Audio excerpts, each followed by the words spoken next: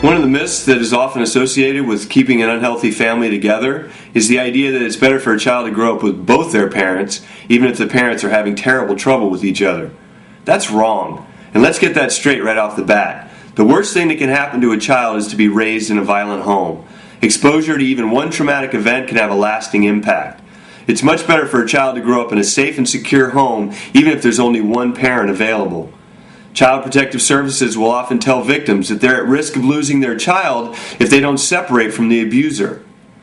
They know that violence changes children for the worst and can have a negative impact on them for the rest of their life, even if they're never hit.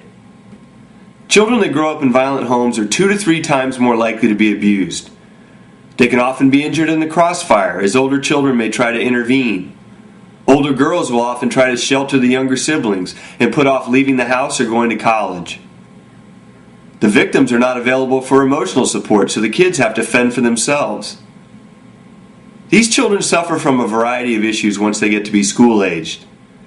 They often don't get along well with others, have low self-esteem and impulse control, which makes it very difficult for them to do well in the classroom.